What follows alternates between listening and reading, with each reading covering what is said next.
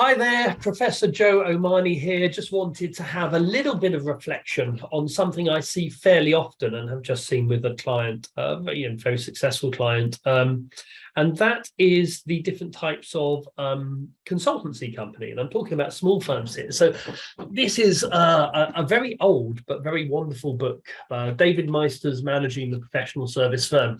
And things have changed slightly since he wrote it, 25 years ago. But one thing that hasn't changed a huge amount is the three types of firm: method-based firm, brains-based firm, and experience-based firm. And what I see very often are experience-based firms that want to continue to be experience-based firms. And that's really the model for the partnership, the traditional partnership. But it does place barriers in the way of growth. So typically what you get is a couple of founders who are very experienced, got a great reputation in the industry, got 30 years experience, and have a huge network that they can sell to very easily. And the firm grows off the basis of that, but because they're the big names, they get pulled into delivery. And typically are outsourcing a bit of implementation work, but they are doing the strategy work. They're doing the client relationship, and the challenges here is they end up doing everything. Now that's fine up to a certain stage.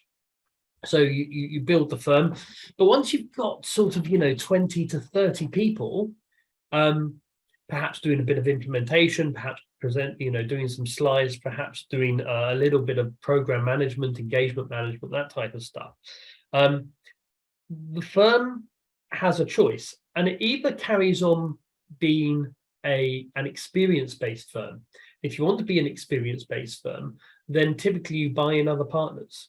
But those partners are going to want a cut of the company because they're going to be very experienced, they're going to have a great reputation, all the rest of it. So in effect, you're creating a whole load of other partners. And those partners might bring a certain amount of money, but they're going to want a big cut of that. And so, in effect, you're not building a huge asset for the firm, in the firm itself. You're bringing in people that are assets. So you've got two choices here. One is that you follow the traditional strategy approach, which is that you bring up juniors. So you get in very bright, able people, and you build them up through a mentoring relationship. And that's what McKinsey and Bain and Boston Consulting Group were built on initially. They're very different now, but it's what they were built on. You have very low leverage ratios, so you have one partner to every 5 or 6 consultants, and you train them up through mentoring. You develop the skill set in them, but you also build the client relationships. So you introduce them to clients at a senior level. You go to dinners, you invite them to those strategy meetings, so that your juniors are very quickly, or in fact not very quickly, but over time, developing not just the brain side of things, but they have the interpersonal skill set. They're getting experience at a very high level quite quickly, and they're developing those client relationships. And that's so that when the partners disappear, that all of those relationships don't go with them. And that's really crucial. However, building that type of firm is quite difficult. You need great people. Initially, you need to be able to attract them, which for a small firm is quite difficult. You need to incentivize them, which very often means having some form of share ownership.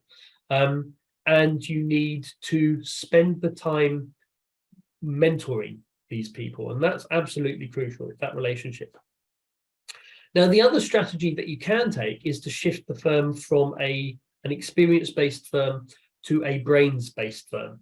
So experience-based firms are very often built around, 2 or 3 partners, and very, very experienced, great reputation in the industry. But that's very hard to replicate. And so if you don't think you can find, other people like that, or you can bring up people to your level, then you shift and you become more of a brains or even a method-based firm. Now that requires a shift in culture. So experience-based people are in effect selling things that they have seen time and time again, but the client has only seen once or twice. A brains-based firm is selling things that perhaps the partners haven't seen before. They're solving one-off unique problems, but they're doing so because they're very, very bright and they've got a great generalist experience, very often very different types of people in the firm, and they're very good at solving problems. Now, the difference here is in the age and the type of person that you're recruiting, that you don't need to bring in senior partners. You can bring in, sort of engagement manager, director level people who are very bright, very able, and can solve unique problems. You may also want to complement it with more of a method-based firm. So you might have specific methods, and this allows you to bring in even more junior people that you can make the margin from. And it's here that the asset starts to become in the firm rather than in the individuals. And what type of firm you are, whether you're an experience-based firm, a method-based firm, or a brains-based firm, very much will affect your growth trajectory and your growth strategy. And you need to do different things in each of these different firms. So if you are an experience-based firm, there's maybe 5 to 10 of you, and typically these firms remain very small, and you do want to grow, you either go along the bringing in senior partners, which is really difficult, because there's a personality issue very often. There's the share ownership issue, and there's the bonus issue, and there's the decision-making issue. So that's quite a difficult thing to do.